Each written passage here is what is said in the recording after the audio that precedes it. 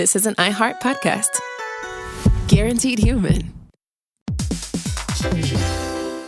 Hey everybody, when you're at work, you never know when you're going to get interrupted, like when an office fire drill happens right in the middle of your presentation, or maybe construction is going on just outside your window. But with the Dell Pro laptop powered by Intel Core Ultra with vPro, no matter how many interruptions you have, your laptop won't be one of them. Yeah, with a battery that's optimized for the way you work and built-in intelligence that quiets distractions the moment you're trying to focus, your tech won't slow you down, even when you're getting bounced from an office you forgot to reserve. The Dell Pro, built for those who stay in the flow. Find technology built the way you work at Dell.com/Dell-Pro. Built for you. With no fees or minimums on checking accounts, it's no wonder the Capital One bank guy is so passionate about banking with Capital One. If he were here, he wouldn't just tell you about no fees or minimums. He'd also talk about how most Capital One cafes are open 7 days a week to assist with your banking needs. Yep, even on weekends. It's pretty much all he talks about, in a good way. What's in your wallet? Terms apply. See CapitalOne.com/bank. Capital One, N.A., member FDIC. Hey everybody, and welcome to Saturday. Yesterday was Friday, tomorrow's Sunday, today is Saturday. This is Chuck. Today's episode is Mermaids, Not a Real Thing. This is from August 4, 2016, and I gotta say, I just remember thinking this was kind of an interesting podcast, and that's why I picked it for Saturday. Enjoy, everybody. Welcome to Stuff You Should Know, a production of iHeartRadio.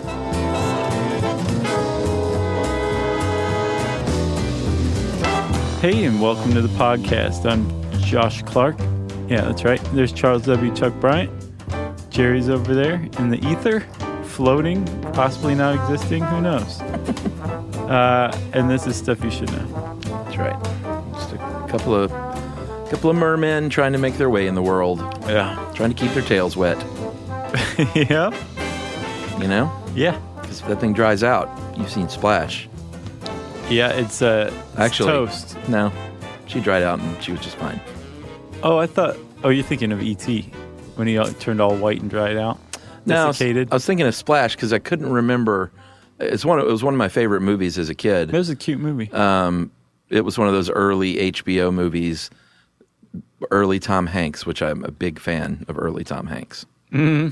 And I just thought it was a really funny movie. John Candy. Yeah, it was a great movie. What's his name? Played the evil man trying to expose her. Eugene Levy, I think.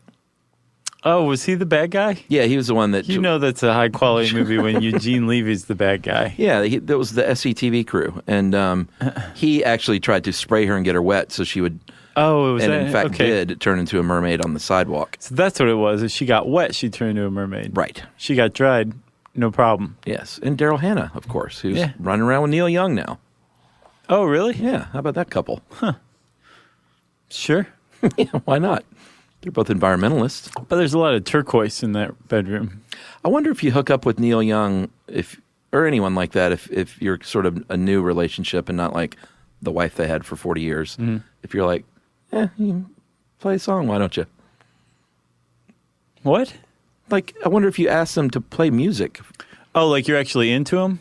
Yeah, like if you're Billy Joel's new 25-year-old wife, sure. Do you ever say like, hey, honey, play me a tune? Right.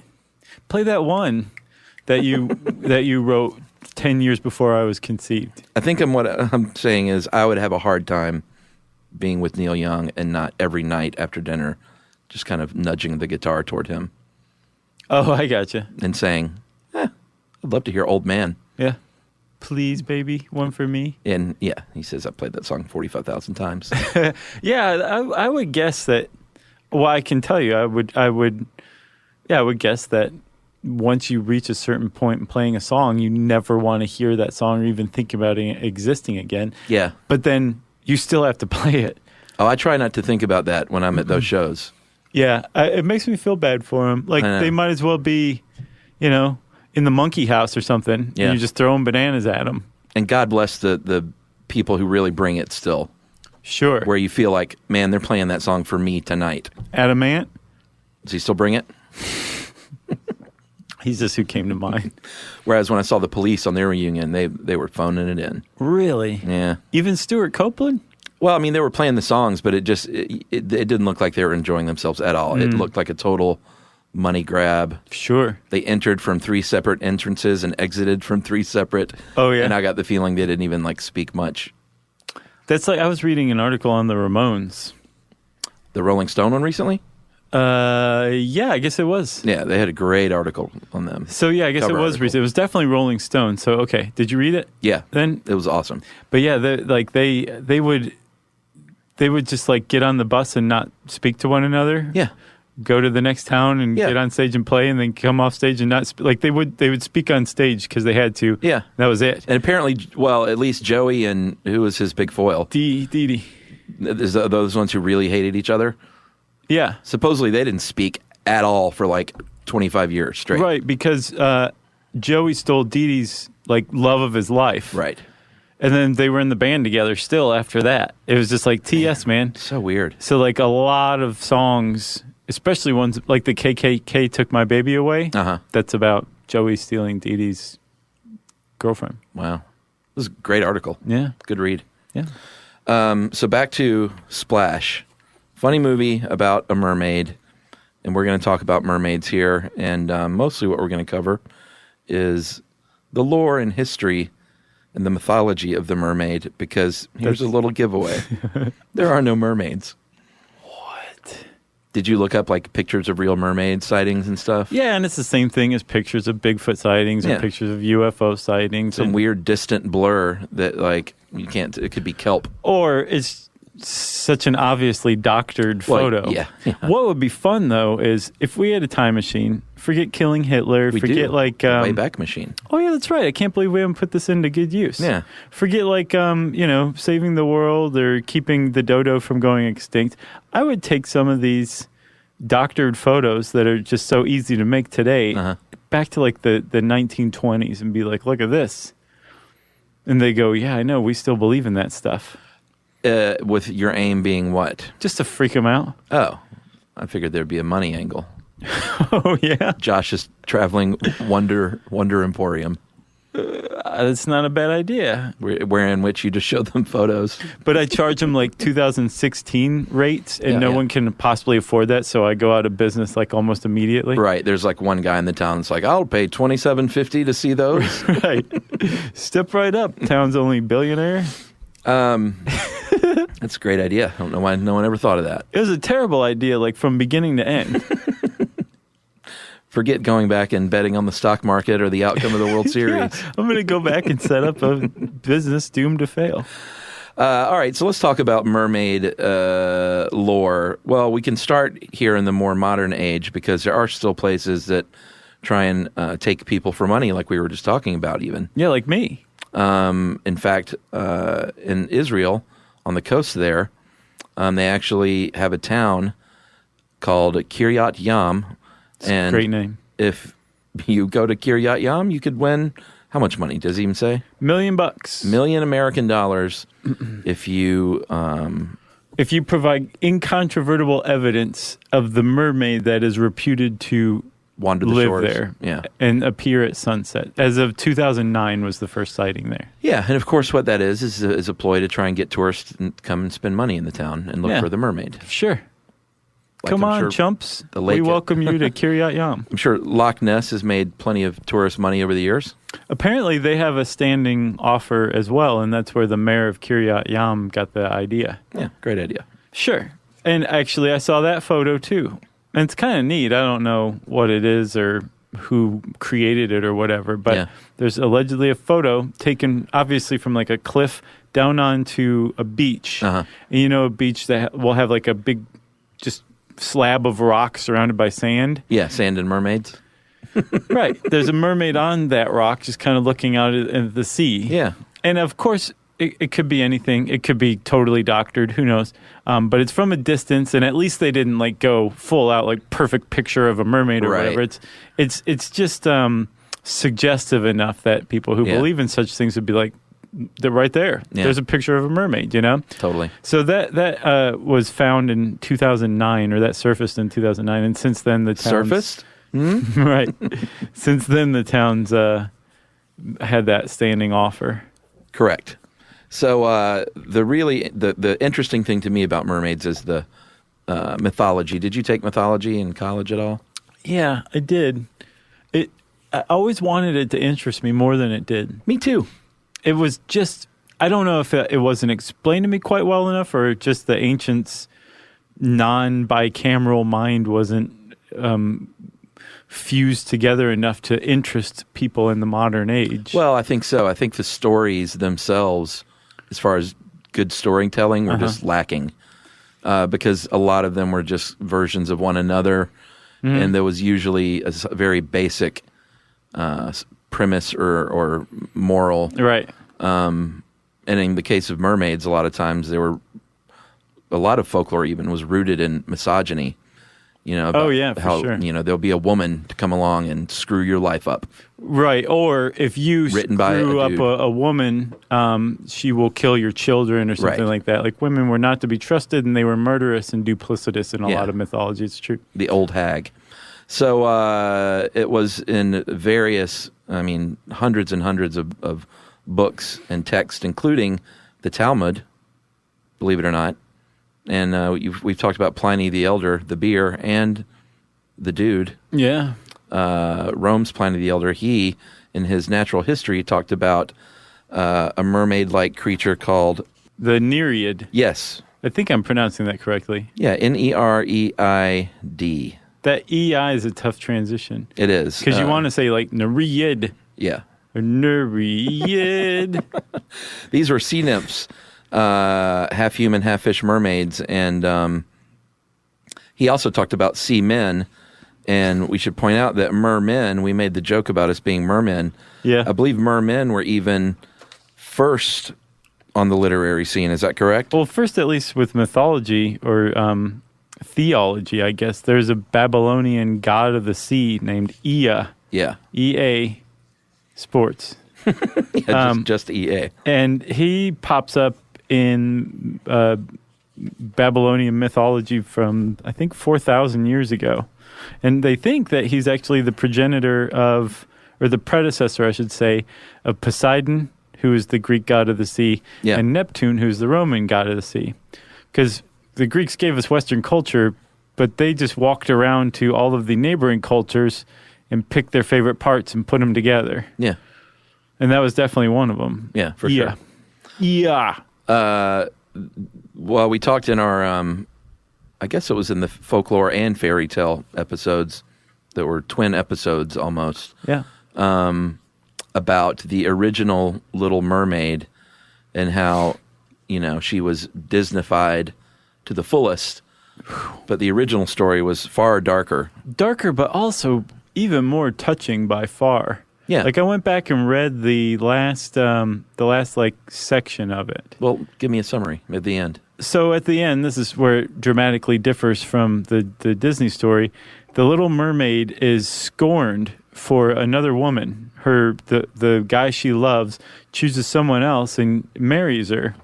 And the Little Mermaid is like, dude, I gave up my tail for you. Yeah. I think a witch has my tongue kind of thing. And I want to get back my life. So her sisters came and bring her this ritual knife and say, you can convert back to a mermaid if before dawn you plunge this knife into this dude's heart, this guy you love's heart, Yeah. and you get some of his blood on your feet, you will regrow your tail and you can jump into the sea and everything will be just fine again. So she goes and she finds the guy sleeping with his new bride beside him, and she just can't do it. She throws the knife into the sea and becomes sea foam. She disintegrates and becomes sea foam. So she gives her own happiness up for this guy's, Yeah. right? And dies as a result. But even better than that, when she turns into sea foam, she becomes a different mythical creature, like basically an air nymph that goes around like helping humans. And she can possibly get into heaven if she helps people for 300 years. Hans Christian Andersen wrote it way better than I just recounted it. A lot less ums and likes. Yeah. But it's worth reading. Pliny also talked about mermen back in the day, and there would be mermen or seamen who would at night climb up onto ships. This is a quote. That's why I'm reading it. Weird. Upon which the side of the vessel where he seated himself would instantly sink downward. And if you remain there any considerable time, even go underwater. And that was something that we will see as we talk more about mermaids is they are they're often either an omen that something bad is going to happen to sailors or coastal dwelling people. Yeah. Or they actually directly cause harm to sailors or coastal dwelling people. Yeah, and most times under the guise of something beautiful and like a siren. Yeah. They are often, we haven't even described one. Surely you know that a mermaid has the head and body, torso of a woman, human woman. Usually with huge boobs. Yeah, if you're talking about a sailor's account. Right. Sure. You're like, oh, yeah, she was busty. Did I mention the boobs? Yes, you did, sir. 7 times. From the torso down, she's a fish. Maybe web feet, maybe not. Very graceful, very fast, and always beautiful. It depends. Oh, yeah? Yeah, there were some of legend that were not ugly. Really? Yeah. Not ugly, or they were ugly? That they were not, in parentheses, beautiful, comma, ugly. I hadn't heard about that. Yeah, it's in here. I thought, I must have missed that part. It's far more frequent what you were saying, that they were Right. beautiful and alluring. Okay. But we'll talk more about that after we take a break, huh?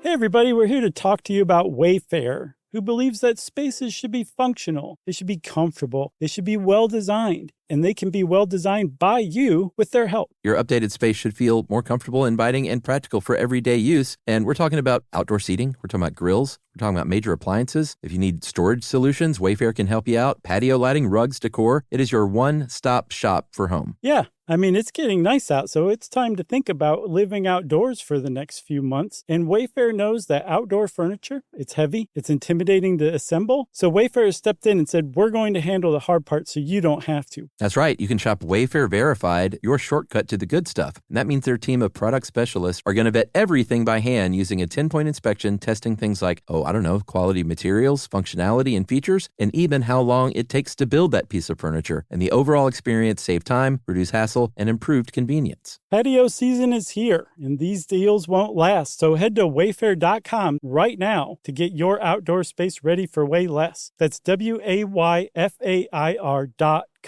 Wayfair, every style, every home. Hey everybody, I want to talk to you a little bit about Tide Evo because it represents over 10 years of innovation and product development. Tide Evo is a first-of-its-kind technology where tens of thousands of minuscule fibers are spun together to form a 6 times powerful layer packed with scrubbers, brighteners, pre-treaters, and fresheners. And that's going to deliver a breakthrough clean that's so powerful it feels like magic. Yeah, it is kind of like magic. Tide Evo is revolutionary. A 100% concentrated, waterless laundry tile that's made of compressed microfiber soap layers rather than liquid or powder. And it's not like pods or sheets because it uses 6 layers of detergent fibers to deliver superior cold water cleaning without plastic packaging of any kind. And it provides a mess-free, lightweight solution that dissolves lickety-split. So whenever you run into a laundry challenge, turn to Tide Evo. It's revolutionary, it's magic. Try new Tide Evo. Real laundry magic.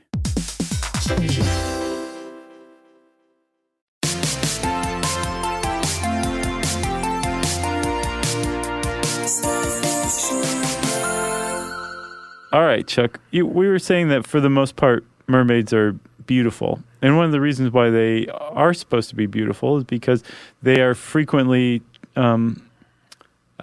accused of luring men, sailors, out to sea to their death. Yeah. And how do you do that? You do that one of 2 ways. You have a beautiful singing voice. Yep. Or you just straight up look good yourself. That's right. And if you have a beautiful singing voice, you're a siren, in which case you would not be a mermaid because a siren is half bird, half woman. Yes. And they don't even necessarily live in the water or near the water. They're sometimes described as hanging out in fields. Yeah. I guess sometimes you can be very pretty and be a good singer. Right? If you're a mermaid? Mm-hmm. But yeah, it could be. Yeah. Sure. You'd be Who am I to disagree? you'd be Beyonce Right. or Alicia Keys Right. or Adele.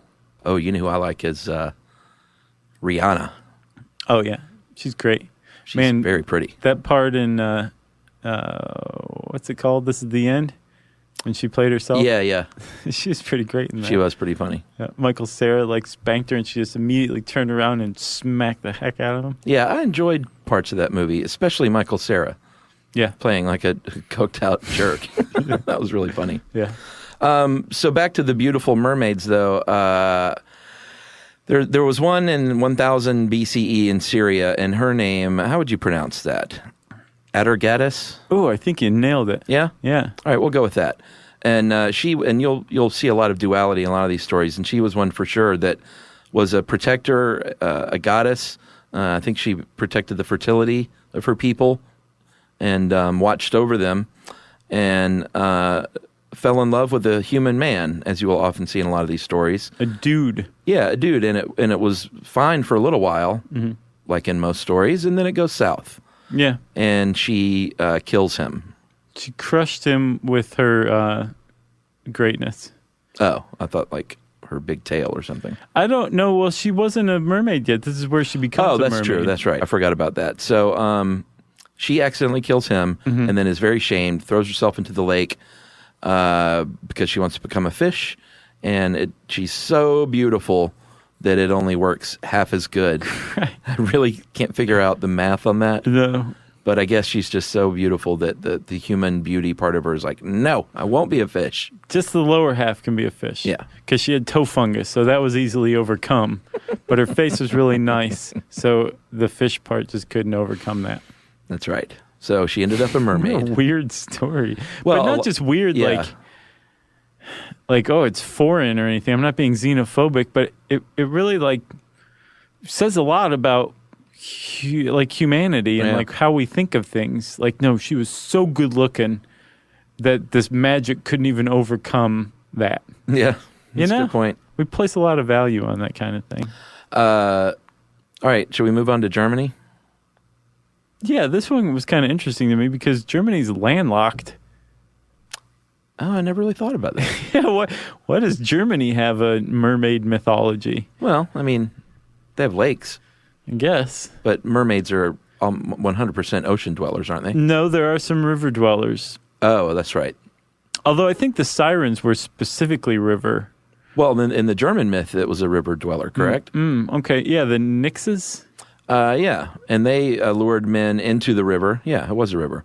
And so they could drown them. Like, again, the call of the siren, come in here, look how beautiful I am. Right, check these out. And now I'm holding your head underwater. Right. And you can't breathe anymore. And the guy's like, I regret nothing. But this duality that we're talking about is what you see a lot of times in mermaid myths from West Africa. The Mami Wada, the Mother Water, she was a mermaid who was very nurturing and very loving. If you didn't cross her. Yeah, exactly. That's where the duality comes in. I don't even know if that's duality. I think that's just a complex person. Good complex character there. Yeah? Yeah. So she's great, but when you cross her, she's murderous. Sure. All right. And that's what she did, actually. She had, if you were loyal to her, you could be wealthy from her magic mirror and comb. But if you betrayed her, then what this article says is she rains down fury and destruction. Right. Right out of she an rained the movie. H word from above. But the duality is an important part of it because the physical creature itself is two things. Sure. And they are also two things emotionally and But so the morally. mermaid or merman or merfolk as they're called in this article. Are they really? Yeah. So merfolk are half fish, half people, right? Yeah. But they're not anywhere near unique in the pantheon of mythological creatures throughout the ages, right? Yeah.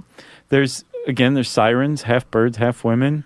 There's there's just tons of like the Minotaur, half man, half bull. Yeah. The Centaur was half goat or horse and half man. I don't remember. That sounds right. I think half horse. And I was like, where did all these come from? I suspected bestiality, and it turns out I may be right. Oh, yeah? Yeah. What'd you find? There are some scholars out there who believe that this is the product of a much more relaxed attitude toward bestiality than we modern humans have today. Yeah. Yeah. I still never saw that documentary about the horse. Yeah, it's a good one. Zoo. Yeah, that fell off my radar. Man, it's one of those ones where they largely do recreate, like the whole thing's almost recreation. Right. And I usually am not hip on those. It doesn't feel like a documentary to me, but that one changed my mind about that whole technique. They did it so well. Really? Yep. It's rough. I bet. It's rough. Yeah. Especially like when you think about, the animals as well. Yeah, of course. But there's more than just that makes it rough. Man, I need to see that. So I guess we can talk a little bit about some eyewitness accounts. They're all bunk, of course, but they have happened. In World War II, in Japan, on Indonesia's Kai Islands, supposedly they encountered a monster on the beach that had, webbed hands and feet and was kind of part human, part fish. Yeah, it was like, look at these jazz hands. You can't do this. And then back in the day, some of our most revered explorers and adventurers reported seeing mermaids, like John Smith and Henry Hudson. And Columbus. Everybody Smith loves him. Yeah, what was... there's a good quote in here from Columbus, because he wasn't too impressed. Yeah. He said, and here's the thing, I read that in his diary, he's referring to himself in the third person. Well, that says a lot. That's odd. He's like... Ricky Henderson. Right, or George Costanza. So he says that he saw some... Oh, yeah, the quote's not in here. You got to read the quote. He's out sailing around. La-da-da, la-da-dee. Oh, what is that? Out in the ocean. I think I'll take a look through my spying glass. The day before, when the admiral was going to and the admiral is himself. Yeah, that's what I'm thinking. He was the admiral of his fleet, for sure. The day before, when the admiral was going on to the Rio del Oro. That's the River of Gold. He said he saw 3 mermaids who came quite high out of the water, but were not as pretty as they are depicted. For somehow, in the face, they look like men. But I still thought about it. Yeah, so... End scene. What they think now, and I don't know how they substantiated this, is that Columbus was seeing manatees. Yeah. Have you seen manatees? Yeah, it looks nothing like a human. From enough of a distance, though, you're like, wait a minute, what is that? Especially if you've never seen a manatee before. I don't think it looks human-like at all. From enough of a distance, You think? Mm-hmm. Yeah, I can see how somebody would, especially if you believe that mermaids existed. And you see a manatee? Maybe it's hard for me I can just totally get that. to go there in that, put my mind in that kind of frame. In the frame of Christopher Columbus? Well, just to have never seen a mermaid, to have never seen a manatee, to be high on what's the green stuff? Arawak scalps. Oh my God. I just blanked on the green. Marijuana? No. The green. The green drink. Absinthe.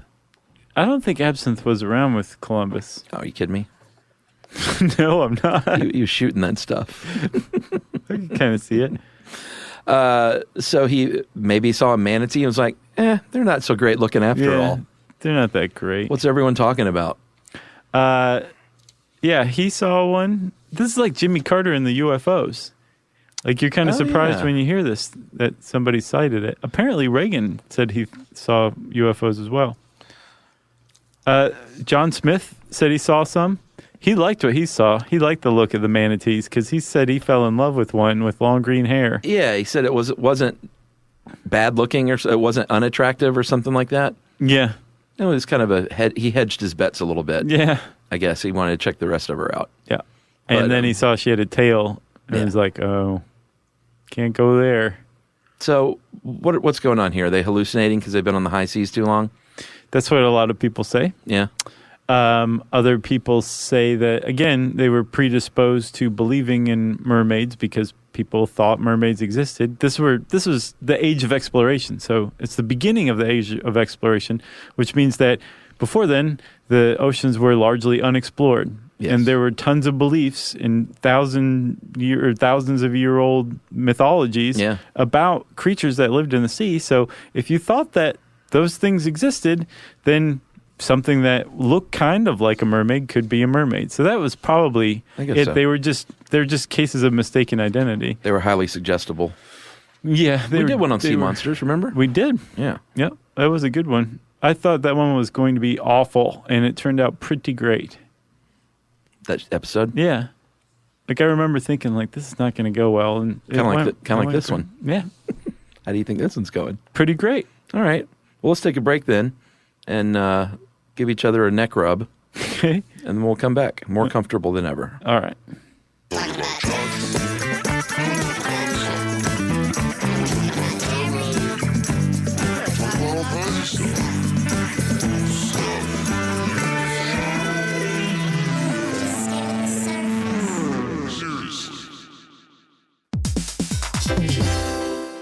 Hey, everybody. I want to talk to you a little bit about Tide Evo because it represents over 10 years of innovation and product development. Tide Evo is a first-of-its-kind technology where tens of thousands of minuscule fibers are spun together to form a 6 times powerful layer packed with scrubbers, brighteners, pre-treaters, and fresheners. And that's going to deliver a breakthrough clean that's so powerful, it feels like magic. Yeah, it is kind of like magic. Tide Evo is revolutionary. A 100% concentrated, waterless laundry tile that's made of compressed microfiber soap layers rather than liquid or powder. And it's not like pods or sheets because it uses 6 layers of detergent fibers to deliver superior cold water cleaning without plastic packaging of any kind. And it provides a mess-free, lightweight solution that dissolves lickety-split. So whenever you run into a laundry challenge, turn to Tide Evo. It's revolutionary. It's magic. Try new Tide Evo. Real laundry magic. Introducing the all-new Mazda CX-5, featuring more connection. Hey Google, where's the nearest Pilates class? Safety that has your back. More discovery on the scenic routes. More passion in the details. And more control in changing weather. The all-new Mazda CX-5. More to move every side of you. See it in 5 films at MazdaUSA.com/5sides. Google is a trademark of Google LLC. Sequences shortened and simulated. Hey, everybody. When you're at work, you never know when you're going to get interrupted, like when an office fire drill happens right in the middle of your presentation, or maybe construction is going on just outside your window. But with the Dell Pro laptop powered by Intel Core Ultra with vPro, no matter how many interruptions you have, your laptop won't be one of them. Yeah, with a battery that's optimized for the way you work and built-in intelligence that quiets distractions the moment you're trying to focus, your tech won't slow you down, even when you're getting bounced from an office you forgot to reserve. The Dell Pro, built for those who stay in the flow. Find technology built the way you work at Dell.com/Dell-Pro. Built for you.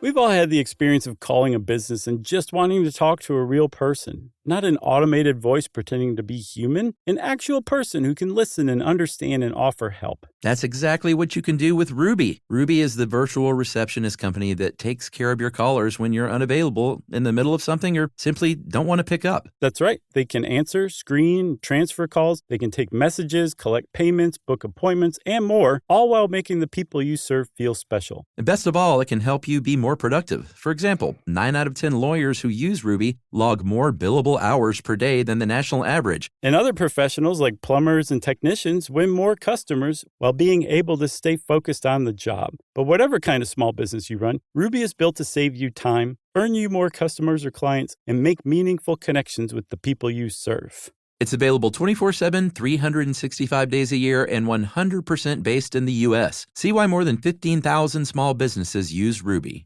Visit ruby.com, or better yet, call them at 844-900-RUBY.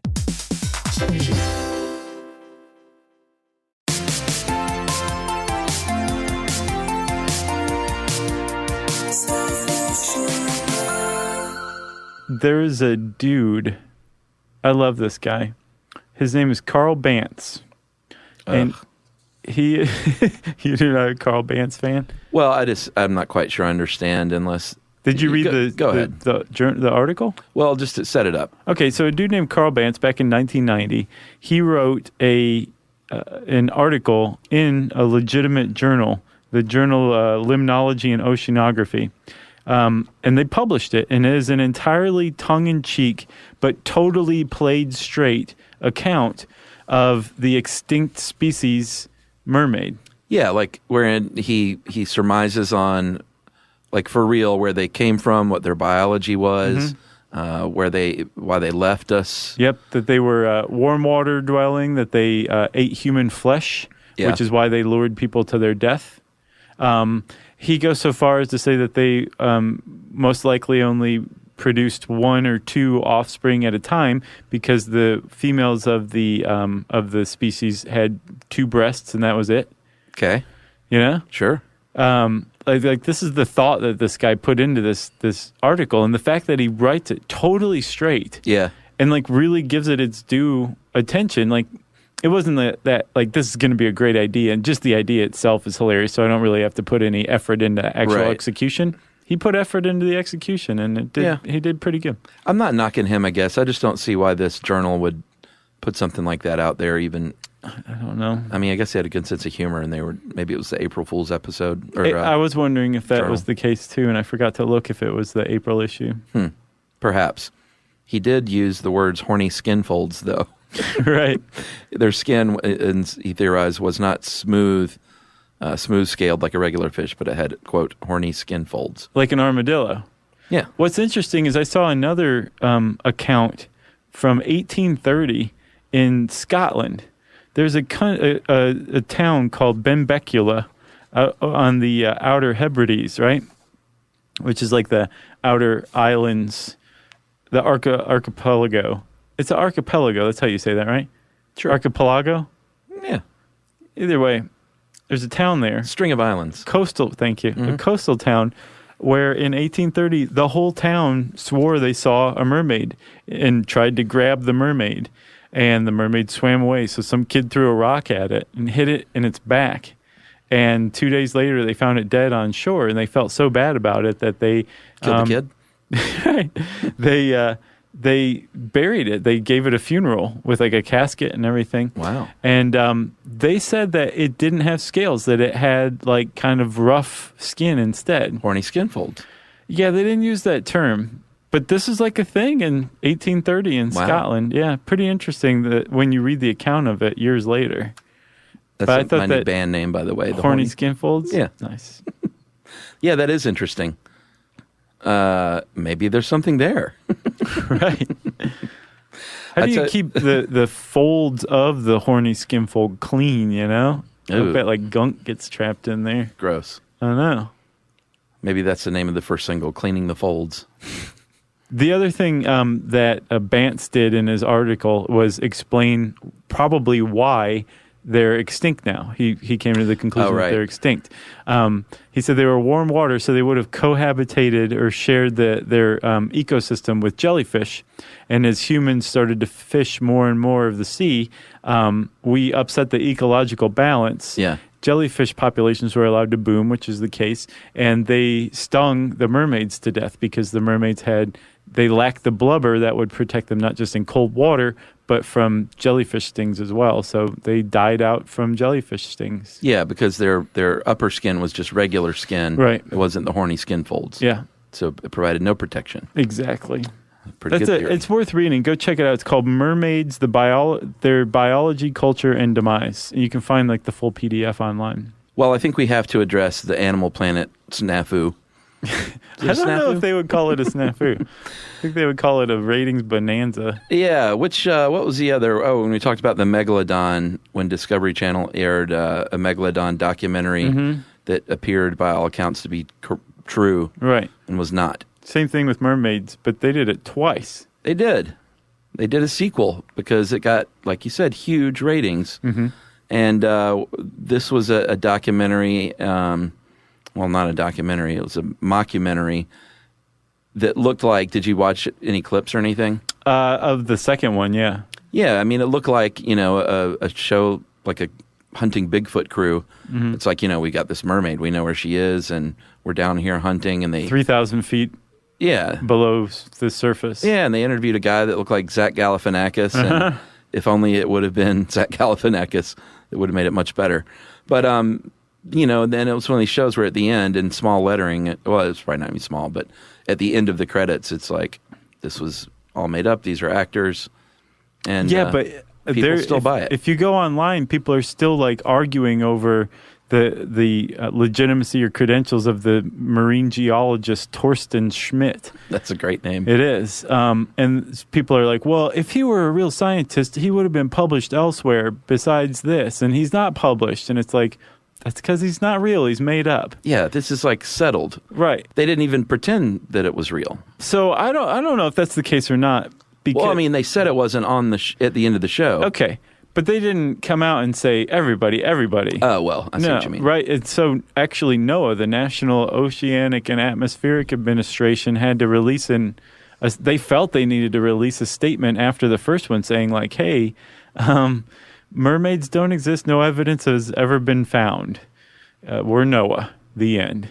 And I bet they'd love that even. Like, yeah. Oh, my God, Noah's making a statement about our show. Yeah. It's going to be all over the news. Right. And so I guess enough people bought it and bought into it that they were able to release a sequel. And in the sequel, the reason they released the sequel was because Torsten Schmidt had footage of a webbed hand like smacking the windshield of his little like underwater sub, two-man sub, and then swimming off. Yeah. And so they just kept showing that over and over and over again. And I saw that shot. It was cool. Zach Galifianakis. He did look like him, didn't he? A lot. I thought you were going to say it was found out when Torsten Schmidt showed up on a episode of Two Broke Girls the next week. Right. As like a waiter. Yeah, and a Progressive insurance ad is like customer number 2. Exactly. There's one other sighting I wanted to mention. This one is second for my favorite after the Scottish one. Okay. It was in Edam, Netherlands. Is it Edam? Sure. Like the cheese? Yeah. Okay. 2 girls were like rowing their boats and found a mermaid and took it home and dressed it up as a little girl and taught it to live on land, but it remained mute its whole life. Like E.T. Yeah. But isn't that cute? That is very cute. They're like, you're coming home with us. Oh, you got a family? T.S. We got a family too, and it's your new family. And they just made that story up and told people, and it survived? I guess. Interesting. Although they didn't apparently, like they matriculated the mermaid into human society there, but we're talking 1430, so who knows what was going on. Yeah. They were eating... They probably got their hands on somebody who was like, who knows? Yeah. And they're like, oh, mermaid. This is a mermaid. Oh, just someone who had some sort of physical deformation. Yeah. And made them come live with them. Yeah. Dressed as a girl for the rest of their life, like Schlitzie or something. Yeah, like we did in the freak shows. Mm-hmm. They would just make up whatever animal they wanted to. That was another great episode, too. Are you just recounting the good ones while we do this one? Yeah. Just to remind people, it gets better. So being a mermaid is an actual job you can get. Back in the day, in the 1940s and 50s, it was a big hit to go to a sea park and have mermaid shows. And specifically one in, is it Weeki Wachee Springs? Yeah, Weeki Wachee Springs, Florida, near Tampa. And it was a booming business back then. They said between 500,000 and 1 million tourists every year, including big famous people like Elvis Presley and Don Knotts. Yeah. Those are the 2 they mentioned. Those 2 would trash a place together. Oh, I bet. Don gets into the whiskey. It's all over. So, yeah, it was a huge deal back then. They're still doing it there today, but it is a real job. You can go, if you're a great swimmer, like you have to know what you're doing. Oh, yeah. Like it seems like, you just put on that tail. But that tail is heavy and awkward. Well, yeah, and plus like somewhat buoyant. Swimming with your legs together. Yeah, that's hard. Very difficult. Yeah, it's not an easy job from what I can tell. Yeah, so apparently once you put, they look very graceful swimming around in those things, but you go put one on and get in a pool and see what happens. Right, and this article I think rightly points out that the professional mermaids that you see today are this is from years and years and years of practice. Yeah. Like they didn't just get in the water and they're like, yeah, I'm a natural. Yeah, exactly. It's got to be really awkward. Sure. And you also have to know how to hold your breath like a mo. Like a mo? Yeah, I stopped myself. Yeah, you do. And you have to learn how to swim the mermaid crawl, which is what they name it. But, it's not like regular swimming. Yeah, right. Yeah. And you can make a little dough, too. A little bit. It said you can be hired, like, as a one-off for a party. What is that like? You go to, like, a neighborhood pool, and everyone gathers around, like, look at the mermaid. And claps out a rhythm. That's so funny. And you're like, what do you guys want me to do? I guess you can do that.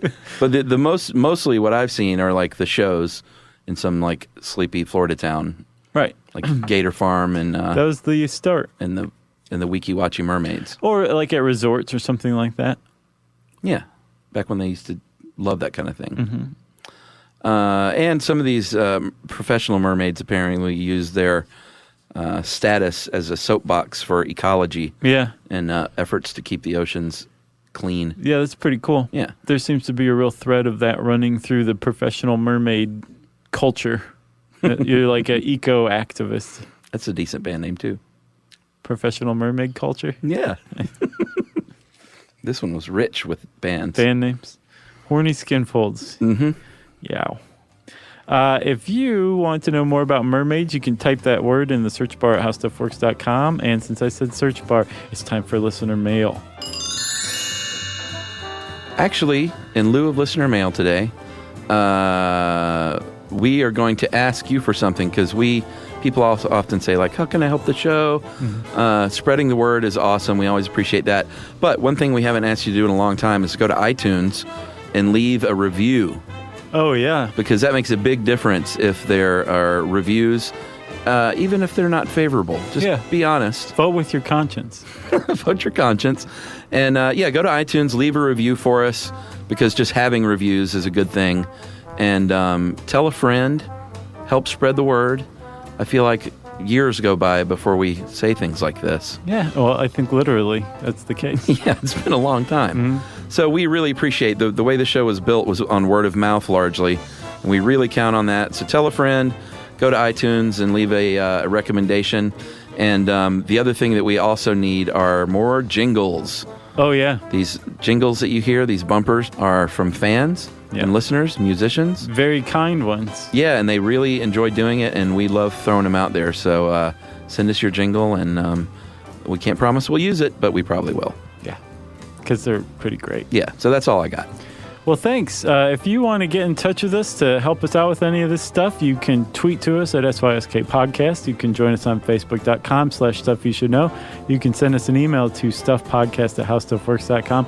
And as always, join us at our home on the web, StuffYouShouldKnow.com. Stuff You Should Know is a production of iHeartRadio. For more podcasts from iHeartRadio, visit the iHeartRadio app, Apple Podcasts, or wherever you listen to your favorite shows.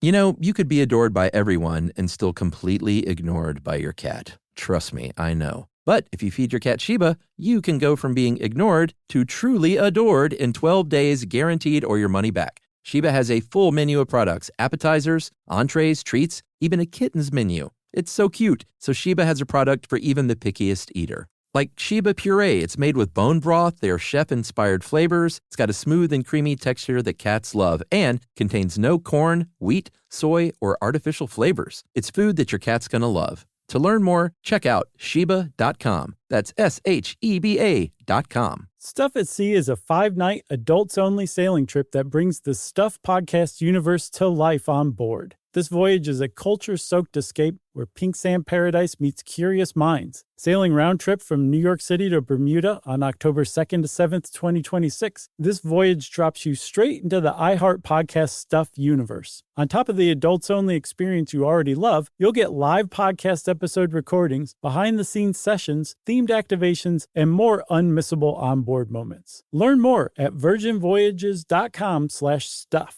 This is an iHeart podcast. Guaranteed human.